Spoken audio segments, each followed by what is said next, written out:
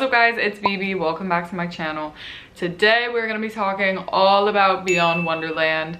Wanted to do a video, of course, on the SoCal event, which is kind of the original one. And then I also wanted to chat through Beyond Wonderland Chicago because this is a new event for this year. And it's a little bit closer to my neck of the woods. Obviously, I'm based in New York. Chicago is not too far away. I was actually strongly considering going just because it's a new event. I wanted to try new festivals this year. Ultimately, I decided to add a different festival to my schedule. So remember when I said I wasn't doing any before Tomorrowland? Yeah, as we may have expected, I'm last minute sending another one, which I'll talk about in another video, but you will see me at another festival this year. So I want to talk about both today. I'm also partnering with INSOMNIAC on both of these festivals this year. So if you would like to attend either and you want to support my channel, links down below to buy your tickets, and it helps me keep this channel going, you know what I'm saying? Beyond Wonderland SoCal is one that's been on my list for a really long time. I still have never done a SoCal event. I know, sue me. Obviously, it's just very far away from where I live, and ultimately when it comes down to it, like if I want to take a 6-hour flight to go rave somewhere else, I'm gonna go to Europe. Sorry, that's just the way it's gonna be for me. But eventually I will do some California events. I definitely want to check out some San Diego stuff too, just not this year for Beyond SoCal. And like I said, I'm going to be skipping Chicago, but would love to check it out at some point just to see how it is with it being a first year event and whatnot. I think that's super exciting that they're moving into the Chicago market. Without further ado, I'm not going to go through detail like I normally do for each of these lineups, but I do want to cover both of them a little bit. And talk about location and all of that good stuff. Just to start out with SoCal, this is the main Beyond Wonderland event. This has got to be one of INSOMNIAC's longest running festivals, unless I totally made that up. I know Nocturnal Wonderland is the longest running, but Beyond's been around for a minute. Or maybe I'm hallucinating, I don't know. But the theme is so cool. It's one of the things that draws me in the most about Beyond Wonderland and why I wanted to go to one of the renditions of it, whatever location it is that it's all Alice in Wonderland themed, which I love. And I have had friends who have gone to the SoCal Beyond and they just love the theme and they talk so highly of the festival. They say that it's very immersive, like the characters are cool, and I think a theme really makes the festival. So I would love to check that out. I think that's really cool, really trippy. So yeah, this is at the NOS, which many of INSOMNIAC's events are. I hear mixed reviews on the NOS, to be honest. I hear some people who are like, it's really not that bad. And then I hear people who are like, it's tragic, don't ever go. So it's really like hit or miss, to be honest. But I don't know, I feel like people who have gone to Beyond, specifically at the NOS, like last year. Was it at the NOS last year or was it 2 years ago? No, I think it was last year. People were like, no, I had so much fun. Like it really wasn't bad. To each their own, okay? I've heard mixed things, but apparently for Beyond it's not that bad. I don't know. I have a couple friends going this year too. Like my friend Emma Capotis is going, and a few others as well. So I'm excited to see what they think of it this year and what changes there are and upgrades. So let's just look at the lineup. So for both Beyond Wonderlands, it is a 2-day event, which at this point, you guys, I'm into it, okay? Because not that I'm getting old, I'm still young, but I'm tired. I'm really tired. And I love an event that's 2 days and doesn't end at 6 in the morning, cough, cough, EDC. Although I know I said I was taking a break from EDC this year, you guys, but I really kind of want to go now. But I don't want to go in the sense that like I'm there for a week and doing the damn thing. Like I kind of want to just pull up for like 2 days and then go home. Does that make sense? And I will not be staying in an RV again. If you know, you know. Anyway, I have ADHD. Let's get into the lineup. Some very fun names on here and a very good mix of sounds, I would say. Some things that really stick out to me are Eli Brown back-to-back Lily Palmer. That is so unreal. I would kill to be there. Love that so much. Kill the Noise back-to-back Trivecta is really cool. I really like Kyle Walker back-to-back Sosa. That'll be super fun. Last Heroes I love for some melodic bass. What else we got on here? No Redemption, Chami back-to-back Mala. I'm a fan of back-to-backs. I've seen all of these artists so many times, you guys. Once you've been going to festivals for long enough, you're just like, okay, I get it. What else? Like, what else can we do here? So I love when artists do aliases or fun back-to-backs or B3Bs, whatever it is. I think that is what really draws me into a lineup. Nurko is one of my favorite melodic bass artists always. Sarah Landry is having a big moment right now, and for good reason. She is a queen. Bartak back-to-back Brennan Gray is super cool. Going back to the top, Andy C for some drum and bass. We love, we love. Chris Lorenzo is one of my favorite house artists to see live. I feel like I say that all the time, but it's true. Moving into Saturday, obviously we have 9x9, 9x9, however you want to call it. Techno snobs, don't come for me. A-Track back-to-back Derek Carter is really cool. Fatima Haji is dope. Flava D, love.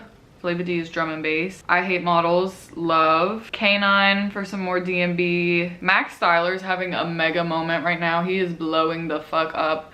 We have a gray area show with him on March 30th, I think, and it's at the Superior Ingredients rooftop, which is gonna be so dope. I think it's gonna be such a good venue for him. Miss Dre is having a moment right now. Who else we got? Slander, of course. It wouldn't be a lineup video if I did not mention the boys. Walker and Roy's back-to-back Vanessa is gonna be so sick. I love that. Very good lineup, honestly. Like a good mix of names. Some that are a little more underground and some obviously that are very commercially, which I appreciate. So I'm a fan of this one. This one's also 18 plus, so it's a little bit more age friendly. I think that's probably what a lot of complaints people have with the Nas are centered around. I feel like a lot of it also depends on what sets you go to. I say that all the time in my videos, but it's true. So that is SoCal Beyond.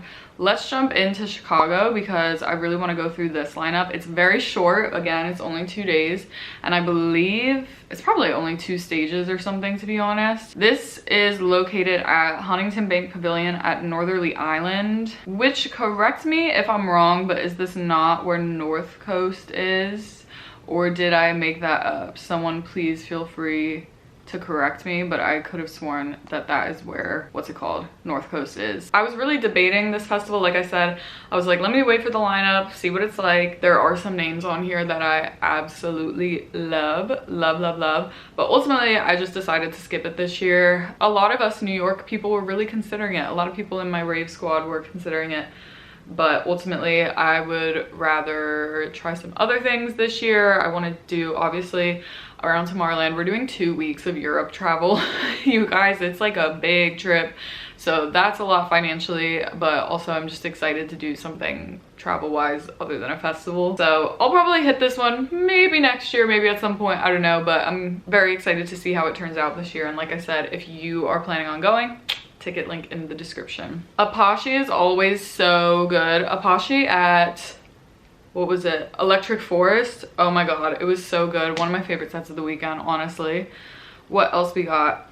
Abo is having a moment right now. Love, love, love him. We also have a gray area show with him coming up very soon. Dimension. I'm not gonna lie, my toxic trait is that I see Dimension on a lineup and I'm like, that's a fucking incredible lineup. And all I see is his name. That's it. That's one of the things. I looked at this lineup and I was like, oh, well, Dimension's playing, so I have to go. And then I was like, bitch, you're gonna see him a month later at Tomorrowland. On the main stage, mind you, did you guys see that announcement? Yeah. Main stage, Dimension at main stage Tomorrowland. I think I can retire from raving after that one. Eli Brown, love. Heritage, love. Hannah Wan, super dope. K9 on here again. They're starting to book a lot of these DMB people. INSOMNIAC is. So I am into it. I'm very into it. Kyle Watson back-to-back Joshua. We just had Joshua for a gray area show too. As well as Lily Palmer is on here too. Lay's Queen. Heavy bass, just absolutely throws the fuck down. It's a lot of the same names as the SoCal lineup, to be honest, but still some different ones. Nightmare is on here, can never go wrong with that. Patrick Topping, obviously a legend. RL Grime is on here, which I feel like he is not on many lineups like he used to be. I feel like he's kind of taking it slow, so always cool to see his name. Sam Pacho is having a moment right now. Trivecta, I always love to see. Yeah, there's really good names on here too.